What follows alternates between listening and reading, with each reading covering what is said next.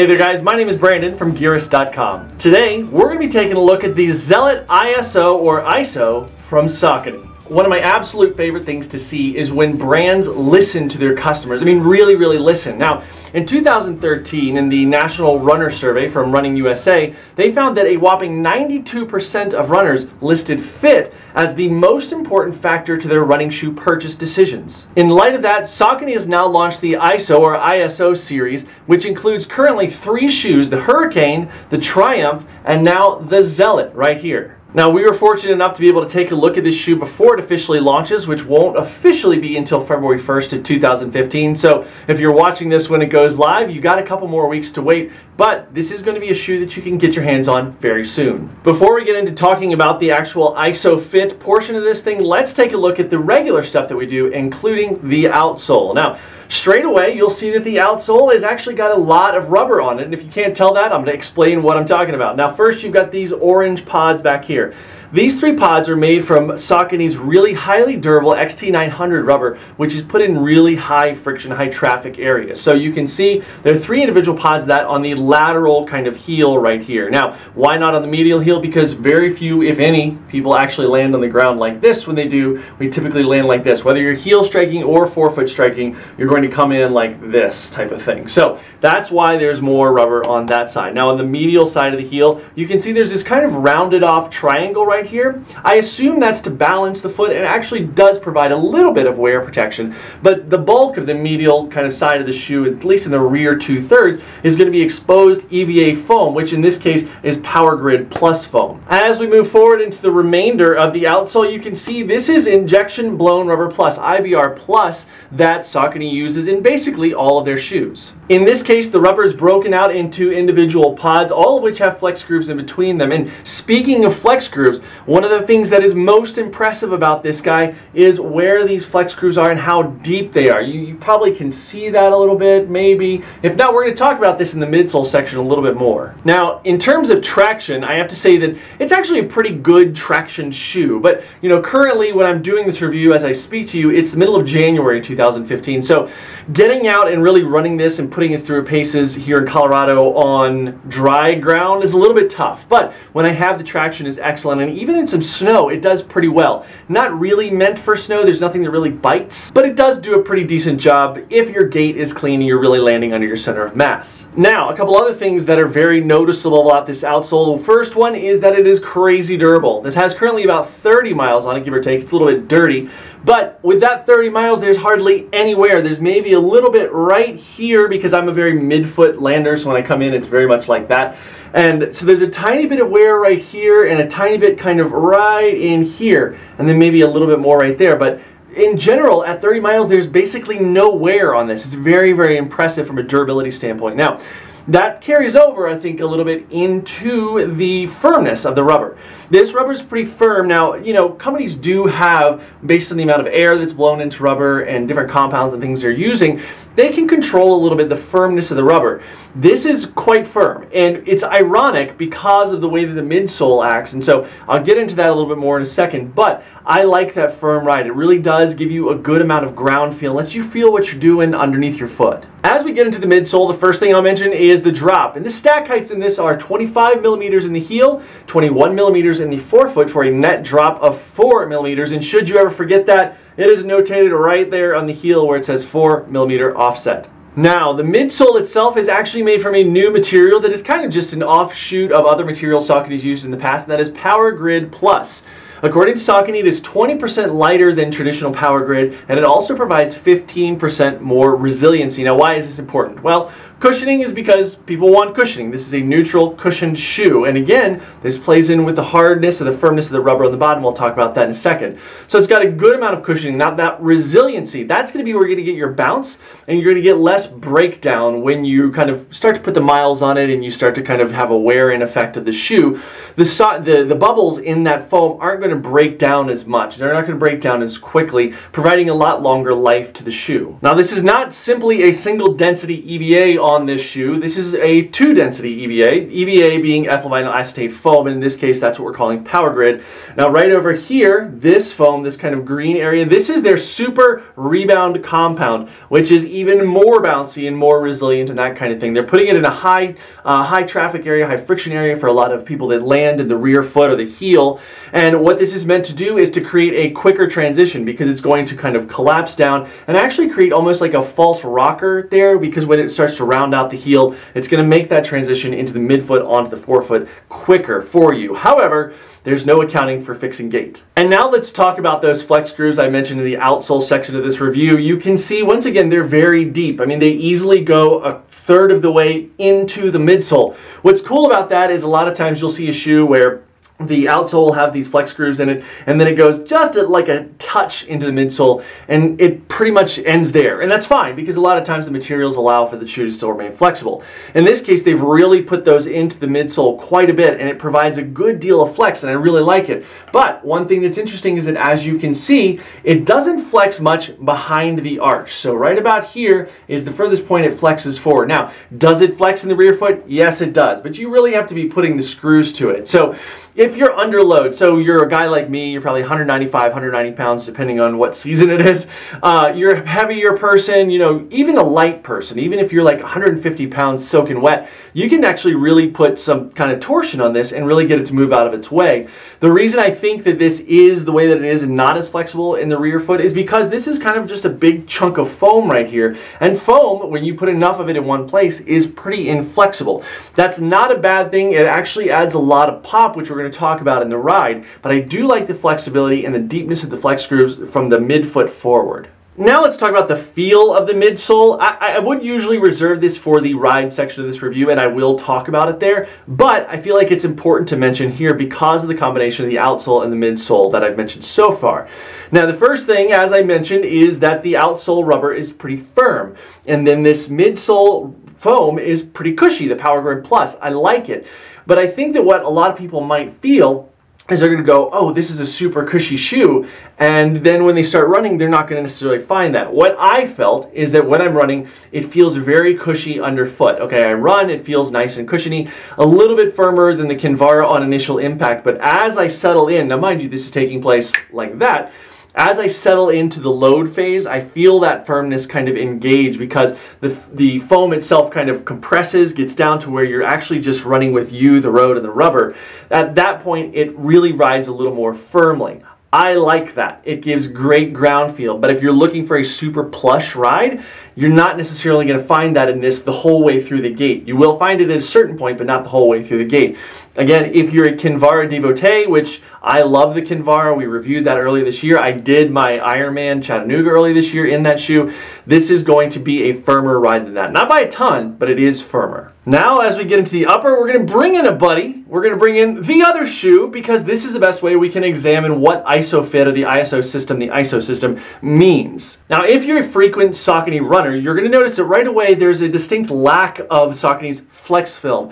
Flex Film is Saucony's version of their welded or bonded overlays that they use on most of their shoes these days instead of stitched overlays. The only place that the Flex Film really appears on the Zealot is right here in the forefoot. You can see kind of around the toe cap, these areas that go right back to the front of the metatarsal heads, and then right here on this transition area between what we call the vamp, this forefoot mesh area, into the tongue area. Now, to some people this may seem like a bit of a regression because stitched overlays are not as light as welded or bonded overlays, but in this case I think that at this point in time it's a very necessary means of construction for the shoe. We'll talk about that a little more when we get into the specifics of the ISOFit system. Now, before we do get into the specifics of the ISOFit system, let's talk about the remainder of the construction of the upper of this shoe. The first thing is that the mesh on the forefoot here is a nice breathable mesh. It does a nice job keeping out debris should you decide to go on a dirt or fire road or something like that. It's also very, very breathable, and I really like that. Now, leaving that area, again, this is called the vamp, into the tongue area, we find a nice smooth transition. It's also smooth on the inside. Smooth transition into the ISOFit system right here. Now, there's no tongue on this shoe per se. The tongue is stitched or integrated directly with what I'm going to call the ISOFit sleeve. You can see that sleeve if I pull these back right here. It's actually very nice, stretchy mesh that fits the foot very well. We'll get into that more in a second. Now, moving on back, the collar of the shoe right here has a good amount of foam. It's not overly stuffed. It appears actually a little more stuffy than it is. Not very stuffed at all. Feels very nice against the foot, and it uses Run Dry, which is a wicking material right around there.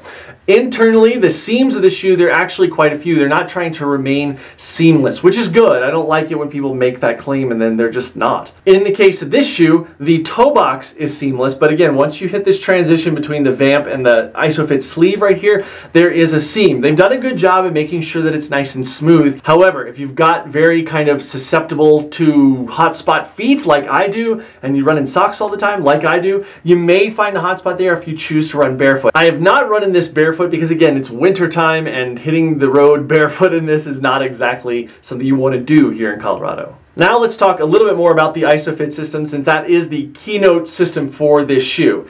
Now, the first thing that's very, very interesting is, again, there is no that flex film that goes over top. What they've used is this material right here that's kind of a faux, like meshy kind of pleather material right here. Where it comes from is it's integrated down under the shoe into the right above the midsole, so it's nice and locked on. It's not going to come apart there. It is stitched right here just below the collar, and then there are 4 of these, what you can see basically are points that come up where the laces go through. Now, why is this? Well, the main reason is that when you put the shoe on, it feels very, very comfortable immediately. Even if you had it totally unlaced just like this, it would feel very comfortable around your foot. It hugs your foot. That mesh and stretchy mesh sleeve that we've got right here feels very good on the foot. I really like that fit. However, when you start running, it's not enough to just feel good. It actually has to fit appropriately. In this case, they've put this, what we're going to call a cage around it. Now this cage, what it does is it really backs up that stretchy feel. If you've tried the Saucony Kinvara 5, they use the new Pro Lock system, which is actually kind of a cousin of this, I would think. In this case, this is all external, and it really does hug that foot nicely. There's no really thin straps. They made sure to make them wide enough and two-sided enough that it hugs the foot nicely instead of having any sort of a cutting sensation. So why is this not flex film, and why is it not attached to the sleeve? Well, first off, if it were flex film, it would probably have to be attached to the sleeve, because flex film and things like it, their strength relies on their bond to the materials on which they're overlaid or welded. So that won't work, because if you were to weld things to this mesh right here, you would limit the mobility in somebody who's got, say, a wider than average foot. Not a wide foot like a 4E or something like that, but a wider than average foot. It would certainly limit the amount that this shoe could move. And now let's talk about the fit of the Zealot ISO. Now, when I was writing the initial review for this shoe, I literally had a Kinvara on one foot and the Saucony Zealot ISO on the other foot. Now, why is that? Well, because I've seen people compare it to the Kinvara here, and again, it's 4mm drop, just like the Kinvara. There's just a lot of comparisons that can be made, even though more people compare it to the Cortana and actually say that it's a Cortana killer. I say this to point out that some people have thought that it was very wide, especially in the forefoot. I did not feel that. In fact, wearing a Saucony Zealot ISO size 11 on one foot and a Saucony Kinvara 5 on the other foot, I actually felt like the Kinvara was just a hair wider. That forefoot does have plenty of room. It's a well-shaped toe box. If you kind of blank out that yellow point right there, you can see how rounded it is. Actually, this is a good point to mention. Oftentimes when you look at this little toe cap on shoes, it creates this illusion that the shoe is actually more pointy than it is. This is not pointed. It's a great size toe box. I really like it. Moving backward into the ISOFit section is, I enjoy that ISOFit section. It feels really, really nice. The fit is good. I feel like the physiological aspect of having your foot hugged by this sleeve is very nice and keeps people from cinching down too tightly on their laces. Now, if you need to, which you should not because it cuts off blood flow to your feet, and that's an entirely different topic. If you need to cinch down for some unknown reason that is not, again, good for your foot, then you can certainly do that. This allows for that. But again, that physiological factor of having the sleeve hug your foot nicely is going to prevent, I think, a lot of people from doing that too much. In terms of sizing, dead on for my foot. Now, as I mentioned earlier, the ride of the shoe is something that kind of is going to confuse some people's foot, but that's not a bad thing. It's cushy when you first land on it, then you feel that firmness kind of come in as you go through the gait cycle. I enjoy that. I like the firmness. It doesn't bother me at all. It's a little bit firmer than the Kinvara, but you know, I think it's definitely worth checking out to see if it's something that really suits your foot very well. To me, this could easily, very easily be a long haul, kind of high mileage trainer and or racer. This is something I would not hesitate up to a marathon at all. In fact, because of the additional durability with all this, you know, in the Kinvara, they're very sporadically spaced little triangles of IBR plus rubber and things like that, except for in the forefoot where it's a little more solid. But that doesn't have the durability that this is going to have. There's a lot of durability in the shoe. It's going to take you a long way. I would estimate for me that if I really trying to kind of use this as my everyday shoe, I could probably get about 500 miles out of it, give or take. One of the other things that I really like about this shoe is that when you put some speed to it, when you actually do it like a fartlek or something like that, or take it to the track if you want to, that's when you really feel that kind of rigidity. I don't want to call it rigidity, but that lack of flexibility in the rear foot.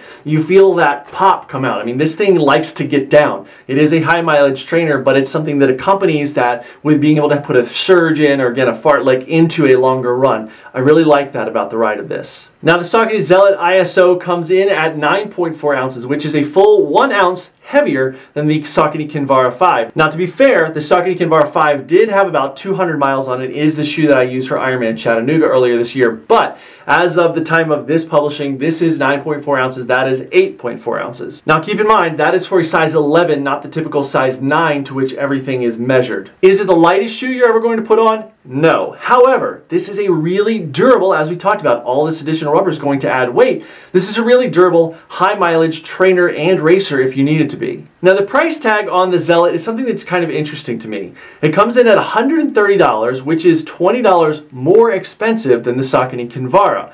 Especially if you take a look at some of the price links that you can see. You can click on our Saucony Kinvara review right here, the Kinvara 5, and you can actually get it for as cheap as $89.95 as of this recording. That's interesting to me. Now, I have to chalk some of that up to this being more durable. This is going to provide more mileage in terms of breakdown of the outsole of the shoe, which of course will spill over into the insole. However, validating spending, let's see, $40 more for this shoe instead of the Kinvara, I don't know. I think that it's great. Again, you're going to get more mileage from a breakdown standpoint out of this shoe. So if that's worth spending $40 to $20 more for it, awesome, go for it. We've listed a few links, buy links down in the description of this video where you can go and check it out.